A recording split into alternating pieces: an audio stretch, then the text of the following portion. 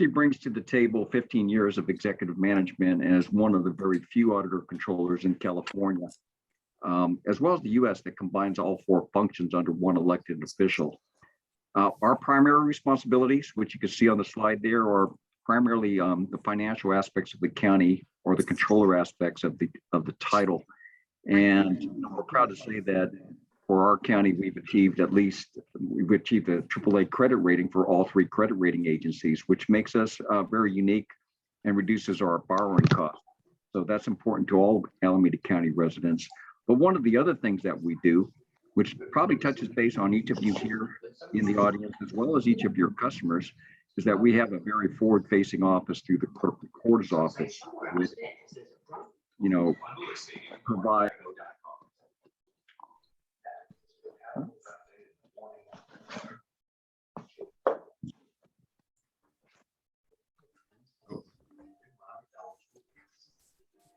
Kevin, you've muted yourself. Can you unmute yourself? Kevin, it looks like you got muted for a second.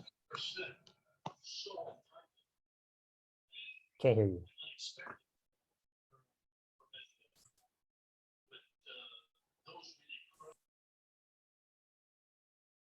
Can you hear me now? Yep, you're good. Okay, which part did I leave? Now, did you lose me? Significant portion of her Okay. responsibilities. I think that's where it was. Okay. Well, one of the things that we do, one of our forward-facing offices is the Clerk-Recorder's office. That's an office that probably interacts, at least in the background, with many members of your association, because we serve as the recorder, and we record each of the instruments that would be involved in the transactions of and transfer of title of property. We also issue murder certificates, birth certificates, death certificates, liens on properties that either are recorded against real estate interests or the release of those liens. And so that's something I'm sure your members, or maybe some of your customers, might be interested in. During the pandemic, and if you go next slide, please, Sam. We had to make a number of adjustments to our operations because of the safety required for both our public and for our staff. And I think it's important to note that, while the safe operations are essential, it was also important for us to improve our customer efficiencies, both at the back and the front end of the customer experience. Some of the things we did is we established a Dropbox, for the office. We had a number of online virtual marriages and license ceremonies that were new to our office. It sounds simple, but there was a lot of adjustments, which one of our assistant controllers will be going into later. We also accelerated the implementation of e-recording, established a electronic bulletin board for CEQA postings, or the environmental impact reports that are posted within our office for the public. And of course, the worksite modifications that we made. Since reopening during the pandemic, we've served over 30,000 customers in person since June 2022. What allowed us to do that was to convert outdoor reception areas and otherwise unused space into a customer reception area, and that allows us for fresh air and appropriate social distancing. We also enhanced our mobile ticketing operations, and we implemented a marriage ceremony appointment schedule. Inside, of course, we have the things that everybody is used to now, with the safety shields at all customer facing locations. And then we also adopted a pickup service for documents ordered online. So these are the things that I think that your customers might also be interested in, because if they are working or living in Alameda County, have children in Alameda County, these are the questions that come up. One of the other things that comes up sometimes is that, as you already know, the purchase of properties are an expensive investment. Some of your customers may ask about the property taxes that are collected, how those are distributed, or perhaps they might even say that they feel they're paying too much. And so with that, I'd like to introduce Trina Caballero, who is one of our division chiefs and the expert on the property tax process. Thank you, Kevin, and good morning, everyone. The property tax process can be confusing for property owners. County offices involved in the process. And the three primary offices that are involved are the assessor's office, the auditor-controller clerk-recorder, and the treasurer tax collector. The assessor's office is responsible for identifying and determining the assessed value of properties within the county. In determining those property values, they're considering information that they receive from the clerk recorder's office when documents are recorded. They also receive information from city and county building departments when permits are issued for improvements on property. The auditor controller's office then applies the tax rate to the property based on the property's location. We also receive and consolidate special assessments and fixed charges from various taxing districts and add those items to the tax rolls. The tax collector then creates and mails the property tax bills to the property owners and collects those payments. On a monthly basis, the tax collector's office will report back to the auditor controller those collections, and we are responsible for apportioning the tax collections out to the various taxing districts. That's more than 80 taxing districts, including the county, the cities, the school districts, and the special districts. Also, after tax bills are issued, there's occasionally a need for a correction or a change to a tax bill. And if that's necessary, the auditor controller's office will receive that information and make the change. Because of the distinct role that each office plays, there's generally one office that's in the best position to address a particular question. The clerk recorder's office is the source of information on the county's documentary transfer tax and transactions that may be exempt from that tax. Assessor's office for questions related to property values, exemptions, changes in ownership, new construction. They are also the keeper of the official mailing address that the county uses for items like the property tax bill. The auditor controller's office can help you with refunds if one of the tax roll corrections that I mentioned results in a refund. We are the office that can help you with the process to obtain that refund or the status of a refund that may already be in process. Tax rate information, debt service rates, and of course, then the amounts that are apportioned to taxing entities, we can provide that information. Tax collector's office, if you need a copy of a tax bill, all of the various payment methods that are accepted by their office, help with delinquent penalties and tax defaulted property. Most of the offices have answers to their most frequently asked questions on their websites, but should you decide you'd like to call us or email us, we have that information for you here. And I will turn this over to Matt.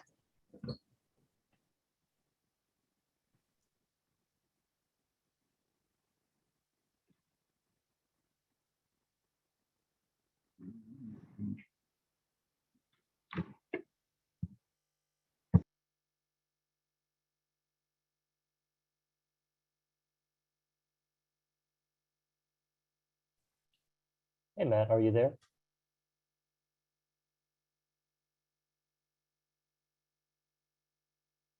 It looks like Matt's in the room. He's not muted.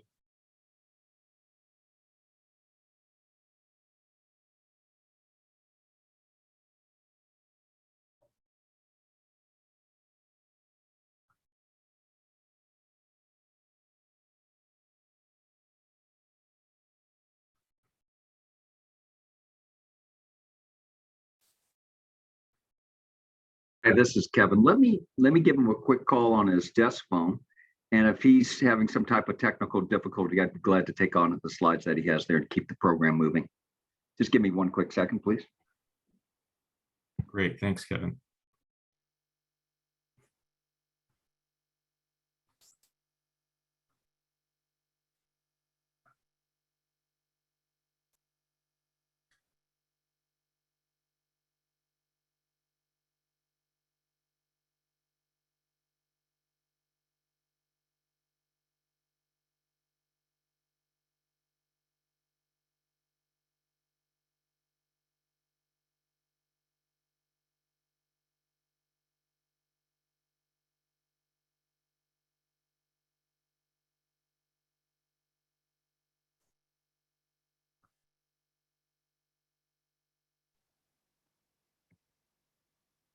Hi, I'm back.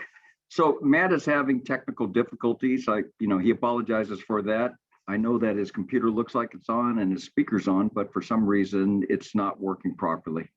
So why don't I go ahead and cover some of the slides that he was planning to cover. And I think right now we're talking about the various recording trends in the office of the recorder, which directly impacts a lot of the things that you're doing there. We've seen a historical volumes trend to a spike where there's, mainly when there's a sudden drop in refinancing rates. And that has created a surge of recordings that we especially saw during the pandemic. We've experienced it before, but it was particularly large during the pandemic. And of course, that changes things significantly when you're introducing e-recording, or if you're suddenly funneling a lot of customers that used to come into the office in person to e-recording options or by mail. We're now a little bit closer back to normal, but it's still going to take some adjustment before we actually get there. And if you add into that, of course, what everyone else has experienced, if you end up having staff in quarantine situations, that could run into deadlines. So something important for your customer base to know as you work with your title companies, our e-recording deadlines is by 1 p.m. for the same day recording, in person by 4:30 p.m. for the same day recording. Just a quick note, some of the questions that you might hear is that, sometimes you'll hear that we haven't had an opportunity to get to a particular recording. And that's usually not the case. It might happen if an e-recording comes in a little bit later, and it's hard to retrieve that out of the e-recording system because it's a protected system, and it's generally something that's not easily decipherable without some type of effort. And that's mainly for confidentiality and to protect the integrity of the system. So just a little side note there. Next slide, please, Sam. Okay, how we protected homeowners. We did something recently. In May of 2021, there was about $2.8 million in transfer tax payments that were not made during the escrow process. And that was the responsibility of an outside third party that we were working with. The non-payments occurred in approximately 8 cities in the counties, and our consolidated accounting unit recouped all of the funds. Now, why that's important, I think most of you know, if you're working in high documentary transfer tax cities such as Berkeley, as in Oakland, those are the types of things that the cities can be pretty aggressive at in leaning, penalizing, or fining property owners, just the owner of record, not necessarily why a mistake happened, but the owner of record, if the proper documentary transfer taxes are not paid. So we're pretty proud of our consolidated accounting unit for both helping to identify the problem as well as helping to create a solution that benefited the taxpayers of Alameda County. And these are the types of things that happens in the background. Most of the your industry might not be familiar with it. Next slide, please. 2020, we had some major accomplishments. GovX Awards is the government technology awards process. Government technology awards are for essentially, it's the Center for Digital Government. It's not the same as GovX. GovX.com, for those of you familiar with that, is a group that supports military families. But the GovX Awards for us is for government technology, and we received that award for radically improving the experience of government through our property tax refunds tracking system and for our virtual marriages. Additionally, we received for the 38th year in a row, we were awarded the Government Finance Officers Association Achievement of Excellence for our excellence in financial reporting. And we have about 200 employees that serve over 100,000 customers annually. So, we're proud of that. We're proud of our 4.5 star rating on Yelp as well. I think that's probably unusual for governments since, governments typically don't get positive Yelps, but we have, and we're proud of that as well. Next slide, please, Sam. Online services, I touched base on this a little bit. We have a lookup for public records online. Those are our online services to research who owns a particular property. The assessor, I should mention, also has something that helps identify APN's property address and property history as well.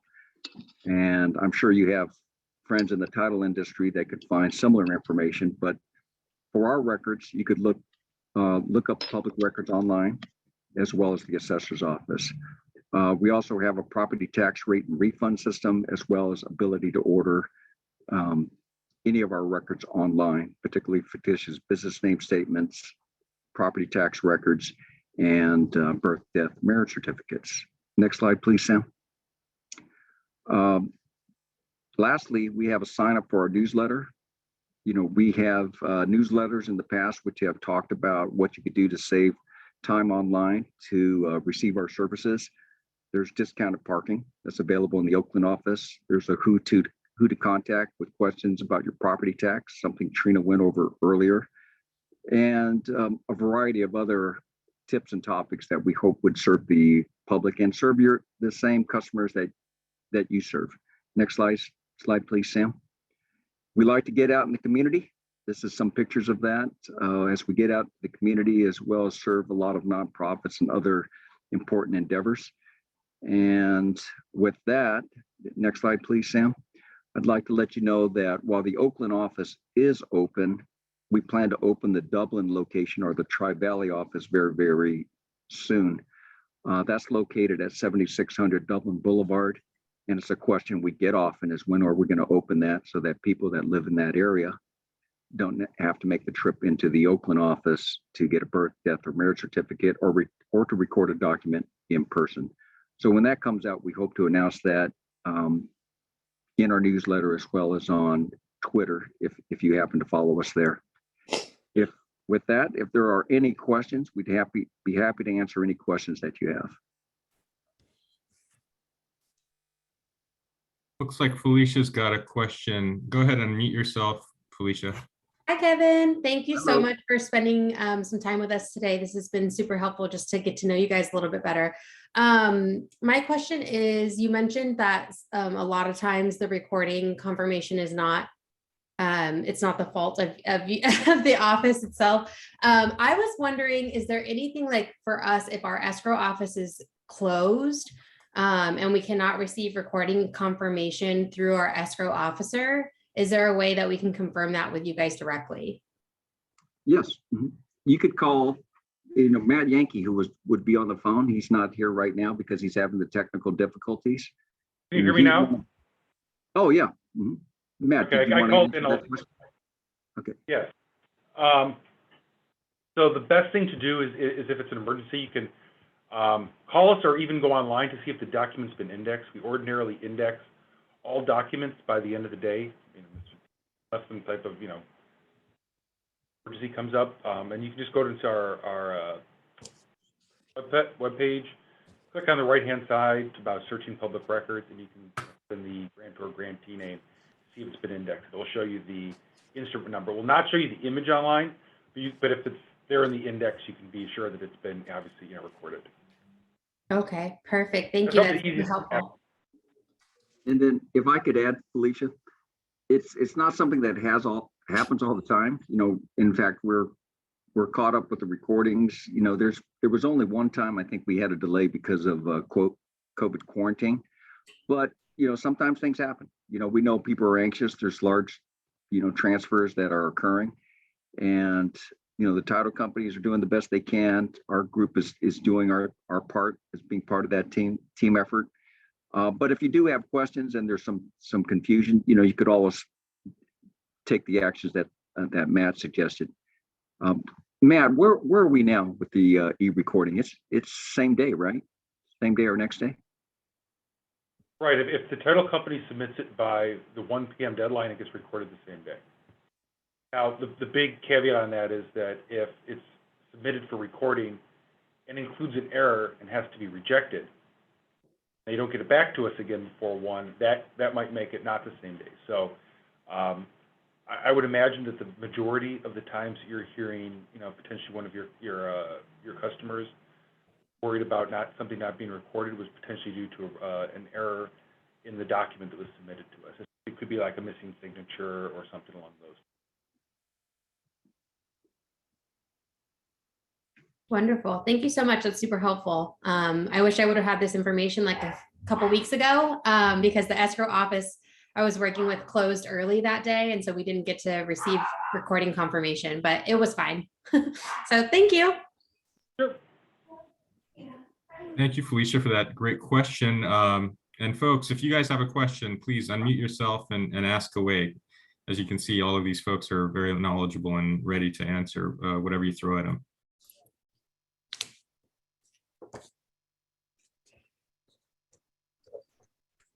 Yes, I had a question. All right. Oh, about Mark, do you have a question or you just? Nope. I have a question about how supplemental taxes are generated. Can someone kind of just go over that process? So you can kind of hear him. I think it was about supplemental taxes and the process of calculating those. Yes, exactly. Supplemental tax bill. I can speak to the auditor's role in that process. It is initiated by the assessor's office when they receive or after they've processed the recorded documents from the clerk-recorder's office. The property owner will receive a notice advising of the change in the assessed value. And typically it's about 2 months after the date of that notice that the supplemental tax bill that's associated with that change will get issued. It's really dependent on, the process in the assessor's office is going to be the primary control over that. But like I said, the bill itself normally is issued about 2 months after that notice goes out. Is there something else related to supplemental that you needed more information on? So I was trying to understand the process that initiates it, because it seems like it's not always the same timeline. It can vary quite a bit. I'm sure that it does, depending on volume in their office. The supplemental tax bills are going to be issued as a result of a change in ownership and the completion of new construction. So it's dependent on when those documents are making their way to the assessor's office, and then the assessor's office would have to process them because that is something that's handled in their office. I couldn't really give you a timeline on what that's typically like. I only know that once they issue the notice of the changed assessed value, that it's going to be about 2 months after that the supplemental tax bill will get issued. Okay, thank you. Mhm. Just a quick question here.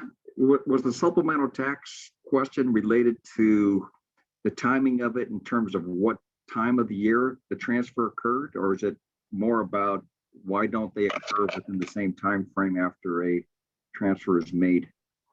Because if it was the first part, Trina, it might be helpful to describe why a supplemental tax bill is generated in the first place and why it could sometimes be positive or a negative. I can help with that. So like I mentioned, the supplemental tax bills are issued normally for a change in ownership or the completion of new construction on a property, primarily because those two events will generally change the assessed value, which is then the taxable value of a property. But the assessor's office is going to make that determination. Then there's no specific timing related to the particular type of transaction that prompted the supplemental tax bill.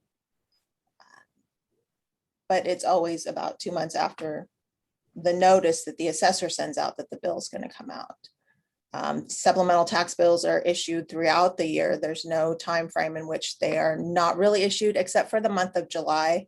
And that has more to do with our internal systems when they were changing over from one tax roll or one tax year to the next. But other than that, supplemental bills are issued throughout the year. Okay, thank you very much. You're welcome.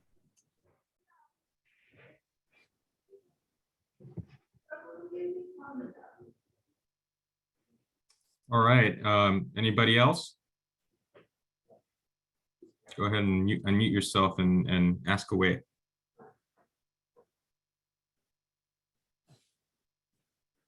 We got one in the chat. You can also put it in the chat. So it says, Kevin mentioned the pros and cons of the supplemental bill. I'm curious to hear the pros. I don't know that there's necessarily a pro and a con, but I think he mentioned the positive and negatives. So the positive supplemental is generally a bill. And that happens because the new assessed value is higher than the assessed value that was previously on the tax roll. A negative supplemental is essentially a negative bill, in other words, a refund. And that's because after the change in ownership, maybe the new assessed value is actually lower than it was previously being assessed at. When I referred to positive and negative, I was talking about the amounts. I don't think people consider any type of tax a pro, but they can be positive or negative. And for those that are not familiar with supplemental taxes, there's a lien date, which is essentially the date that the assessor will establish the value for property tax purposes for the next year. If no property sold, then the property values would be exactly what they are the tax would be based on the value established on the lien date, and there would be no supplementals, positive or negative, absent any type of transfers in property. After the establishment of the lien date, if the property is at $100,000, but then is subsequently sold for $150,000, there might be a $50,000 supplemental tax bill based on the amount of time left in that particular fiscal year that the property tax value was established. The same thing could happen if the property values decline. So if the property was valued at $100,000 at the beginning of the year, but property values dropped and say it went to $80,000, then a negative supplemental would be generated. And if that happened halfway through the fiscal year, it would be a negative supplemental for the $20,000 difference for 50% of the tax year. That's at a very high level. That's what that would look like. So anyway, I don't want to get too deep into the weeds on this. Be happy to answer questions for you offline if anyone has additional questions about that, though. Thank you, Kevin. Anybody else? You can also send your or put your questions in the chat. Happy to read them out for you.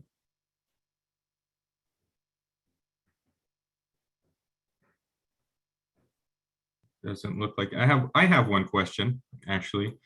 So Kevin, you mentioned that newsletter. I got one today from Melissa, and it mentioned AB 1466 and the process of going about and redacting some of the restrictive covenants out of the documents in the Clerk-Recorder's office. Could you tell us a little bit more about that? And then if you have any more information, and if you do, what can we as an association do to help you, if anything? Okay, I'd like to pass that on to Matt. If Matt, you still have your phone on? Can you hear me? Matt's been the individual. He's the project manager responsible for implementing AB 1466, and he has a lot of knowledge on that and the timeframes on what we could do, and certainly appreciate your offer of assistance because identifying these things aren't easy. But go ahead, Matt. Sure. So there's parts of AB 1466 that introduce new concepts, but the general core idea has actually been in effect for quite some time, and this is what allowed a property owner, if they had discovered a restrictive covenant on their property, to record a restrictive covenant modification form with our office, and that essentially records something that officially puts on record that those restrictive covenants were determined to be illegal. AB 1466 makes it a more proactive effort on, I believe, title companies serve a role, as well as the county recorder. So we're looking at it from the county recorder side. And so what we'll be doing is over the next 6 months developing an implementation plan for AB 1466. And essentially this is going to be that we will proactively go through and probably a mix of some type of optical character recognition for some of our recorded documents, as well as a manual review of those documents which can't be sent through the OCR technology, and actually try to find these in our records. And if we do find them, the process is that we record a new restrictive covenant modification form, which is essentially we will copy of the existing restrictive covenant. The illegal language will be redacted out of it, and that will be re-recorded into our records. It's important to note that the existing recorded document, which obviously will be from many decades ago, most likely, will remain in our records. We can't actually alter or delete or anything like that. Something that's in the records, but it will re-record it with that language removed. So the question is, what can you folks do if you happen to notice any of these? Trying to make a form or like a report button similar to you'd see on, like, if you want to report a bad post on social media, through our online portal and through our kiosks here in the office, where you can report them directly to us. In the meantime, you could actually just email our office the instrument number if you happen to find one, and that will alert us to it, and we'll go ahead and take the proactive steps to record that restrictive covenant modification form. Did that answer the question? It does. Thank you so much, Matt. And just to reiterate, if we'd be more than willing to send out that information to our membership so that they have all of that and know exactly what to do if they come across a situation and want to take a proactive step and help you in this process. So thank you so much.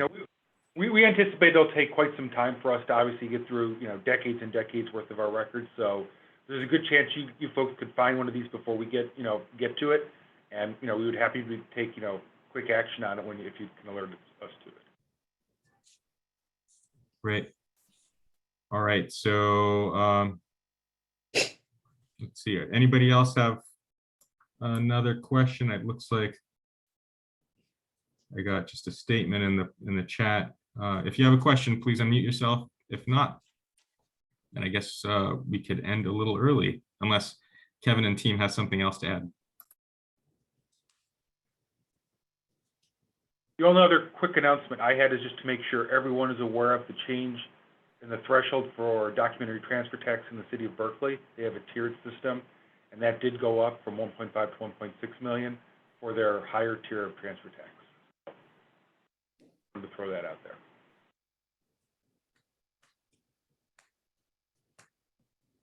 I don't have any more. We appreciate the opportunity to share what we do with your association. Thank you very much. Thank you, Kevin. Looks like some people are clapping. I wish you could hear those applause, but you did a great job. Thank you so much for presenting at our association. Thank you.